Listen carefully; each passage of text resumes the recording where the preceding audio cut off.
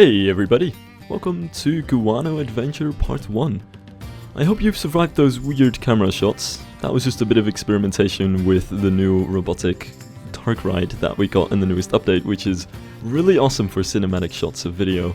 But that's a topic for a whole nother day. This is a new series which is a little bit experimental, and I'll explain a bit more why that is along the way. But as a very basic introduction, I haven't played Planet Coaster in quite a long time, just because I've been too busy in Japan, but now that I'm back, I finally have some time to catch up, and this is just one of those random little things that I decided to build, just to kinda get used to the new pieces, especially the adventure updates. And it just kinda went so well that I figured, might as well turn this into a video of a supposed new series and see how well that video does. So if this gets some good reception, maybe this will actually get a follow-up as well. But for now, it's just one park entrance, and I want to see where this is kind of gonna go. And the theming of this is, obviously, since I was really doing it as a bit of a test of the adventure pack, very much focused on adventure, but I will have to say it's with a little bit of a twist. I've never been much of a fan of exactly following what the scenery packs in the game want us to do, and so it's more of a test to see how far we can push the objects in the adventure pack, and to try to get used to them, as many of them, as quickly as possible, and try to use them in a bunch of creative ways. There's also a few odes that I wanna give in this video to some old Roller Coaster Tycoon 3 creators who have been partly the inspiration for this project. First and foremost, Lonewolf, who does some amazing stuff over at shyguysworld.com, which is still a great forum if you're interested in any kind of amazing Planet Coaster projects. And he does a lot of adventure type stuff, so when I found the update, it was honestly one of the first creators that I wanted to dig into a little bit more, to get some inspiration for the adventure updates. He was already doing adventure themes way before this update came out, and back in the Roller Coaster Tycoon 3 days, but even today in Planet Coaster, it's some really great stuff with a very unique and recognizable style. So while I definitely don't want to rip off that style, it was a huge inspiration, especially in the way that he blends different materials together. I don't think this often gets a lot of recognition, but it's very difficult to use different types of materials in a building to a good extent. It's, for instance, the way that he combines wooden elements with stone elements, and so kind of combining very soft and hard elements and textures of a building together in a really great and balanced way is something that I am definitely a huge fan of. A lot of his buildings feature these stone walls and basic structures, but a lot of wooden detailing and wooden elements that overhang over paths or bring in some kind of level of detail into any sort of building. So that's really one of my large inspirations here, and hence the main gate, which is going to be the main gate that people use to enter the park, is also this large wooden structure. And in a very adventure type sense, I suppose, it's also been made without nails or any kind of modern techniques, so to speak. It's really just some wooden logs and some rope holding it all together in some kind of clumsy way. So it's a bit ancient in that sense, and I think it brings a good balance to the rest of the building, which is mostly going to be stone, except for some of the detailing and some of the path elements, which is again out of some wooden features. So we've got the main gate, which is that wooden part, and then there will be these large stone wings, which are not used to get into the park itself. Ideally, this park is not going to be that big, because I do want to watch out and not create too many series, because I've already got so much stuff running at the moment. But yeah, for that reason, it's just got that main gate to get into the park. And then the sides here will be used for more, kind of important things that you might need otherwise, like park information, or toilets, or I forgot what I put in that other thing, but it was something like first aid, I believe. So it's really that sort of stuff that you need around the park entrance, which I'm putting in the wings of the building, but only the gate will actually be used as the park entrance itself. I did realize that, in this episode at least, I forgot to put some turnstiles into the gate. So people might actually be able to walk straight into the park. That's something which I would definitely have to fix at some later point. But for now, just assume that that gate has some turnstiles in it or something like that. In any case, moving to the side of the building. And here I think it becomes quite apparent that this is not just an adventure building, and that I'm not just using the adventure pieces in a way that they're supposed to be used, because it's a little bit fantasy-like. And I kind of want to give a shout out to Leonidas here, who's been a huge inspiration for me ever since I started making videos. He's got a lot of really amazing stuff in Roller Coaster Tycoon 3. He hasn't been active in years in the community, I believe. But it's still really great stuff that even today is really cool to look back at, and his work always featured a lot of, and yeah, here you go, spires. So that's probably where that thing comes from.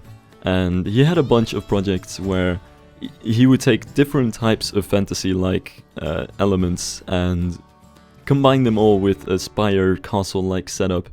And in this case, I wanted to try something very similar, even if this is just an adventure type theme, and if this is more commonly used for temples and that sort of stuff.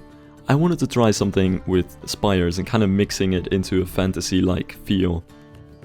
So here we go. There's a few small spires right next to the gate, but this is really the first big tower. And there's going to be a bunch more just to create that whole fantasy facade and silhouette look for the entrance, which should also be really recognizable for the park itself. Obviously, a park entrance should not just look great because it's cool to have a nice looking building, but it's also the first touch, or like the first idea that you get of the park itself. So I think it should always be quite representative of what kind of theme and what kind of scenery you'll get inside the park. So the fact that Six Flags parks have just metallic, simple little buildings at the front of their park is perfectly fine, because that perfectly represents what Six Flags stands for. But that awesome Efteling entrance with the weird fantastical wooden roofs and crazy beams and detailing everywhere is something that really represents the sort of fantasy theme and architecture of the Efteling. So in that sense, I think it's really important for any kind of entrance to be like the rest of the park like that and look as nicely as possible while doing it.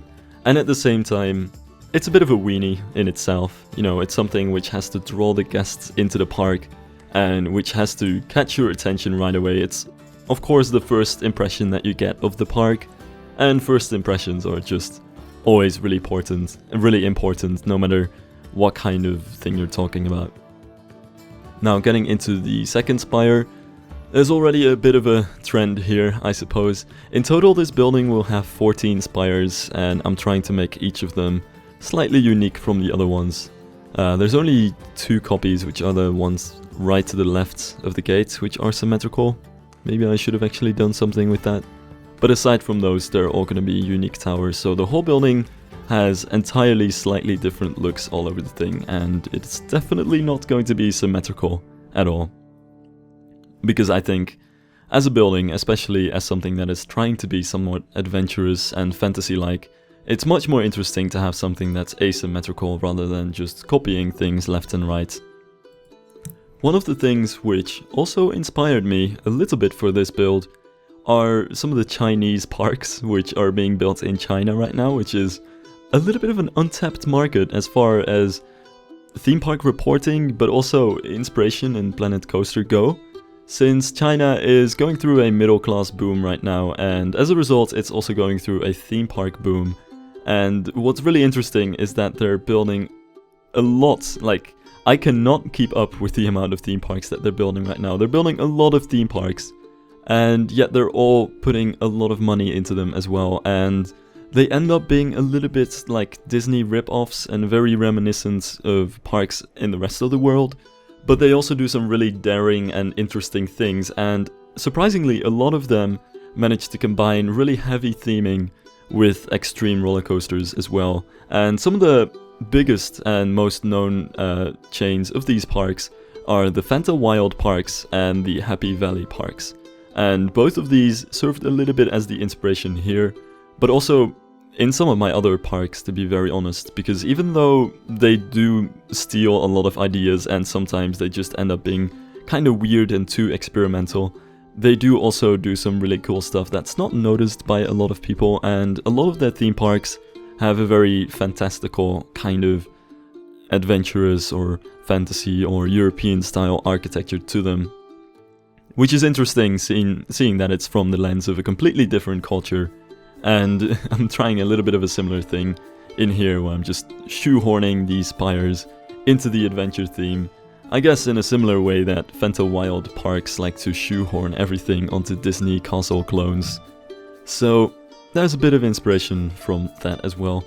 The final shout out I have to give to N7, also known as ilyxr, or also known as one half of Planet Brocoaster, who I've probably given enough shout outs in the past already, but their work is totally awesome, so I'll be leaving a link to that, and definitely check out their park. It's way more grounded in reality than this is, but those guys have been at this game and at Rollercoaster Tycoon 3 for so many years already, and they're a huge inspiration to me as well. But especially N7, since he had this one ride called NUUBGUANO in Rollercoaster Tycoon 3, which was absolutely ridiculous, but it had this kind of adventurous jungle Mayan temple kind of theme, and that's also where the name Guano in this park comes from. So, N7, if you're listening to this, thanks for all the years of great inspiration, and keep up the good work in Planet Coaster as well. Anyway, I just keep talking about different things for a few minutes, and then there's already a bunch more spires in this park. We're starting on the left side of the building, and even though I said that I wanted this building not to be very symmetrical, I at least want to bring a little bit of balance in terms of how heavy each side of the building feels.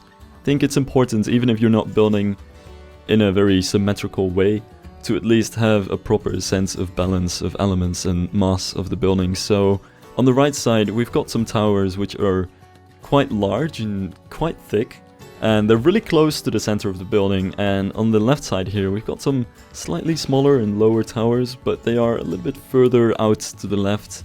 So I think that well balances out the weight of both the towers on both the sides. Not to mention that there's obviously going to be some detail in the building itself as well, and that there's going to be a bunch more spires than just these few things. But yeah, that's just a basic idea that's really hard to explain. I always have a tough time explaining how to get a proper feel for how a building is composed, because honestly, I don't have any idea either, and I also don't have any background in architecture or anything like that. There's just a certain thing that I guess you develop over time if you do this kind of thing for long enough, where you can feel when a building feels right in terms of composition and scale, and when a building feels wrong, there's not much that you can explain in terms of saying that the composition is off or that it's not balanced well, but there's just something about it that feels off, and it's always really hard to put these things into words. But at least with a very simple structure, at least composition wise, like this one, where you've got that main gable in the front and then just flat sections to the sides with spires on top of them, it's a little bit easier to bring the building into a sense of balance that feels like it's just right. So yeah, that's what I'm going for here. And then we've got some slight detailing on the sides here, just to make things interesting, because after all this is just a rectangular building with some straight walls. I wanted to add a lot of variation in terms of textures, so we've got some pieces with those jungle stone walls, and then some other pieces with those regular old stucco walls, I believe. No, render, I think it is. And some slightly different uses of color and some detailing as well, like some of these stuff that you can stick to the walls to give it some extra patterns here and there. It's just some of the ways, I think, in which you can make a building more interesting, even if that building is very boring in terms of shape.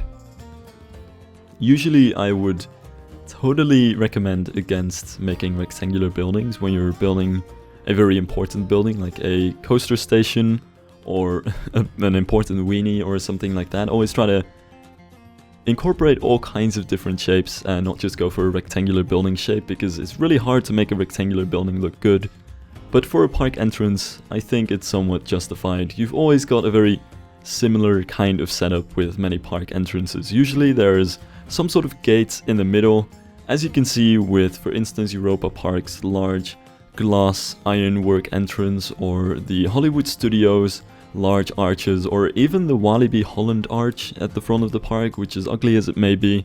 It still has that same structure. You still have that sort of main gate in the middle, and then some buildings spreading out to the sides and being gradually lower than the middle section is. So really, when it comes to park entrances, I think in most cases you can see this kind of composition as a template, and you can really attach any kind of theme to this general build. Whatever, it doesn't really matter so much, but it's this kind of shape which you see with most entrances. It even goes if they're really small. If you take Tripstrill's entrance, for instance, this is just a tiny German park with some traditional German architecture. It still has that very similar main gate, which in their case is really small, and then some stuff to the side which is lower and drawing the guests less toward it.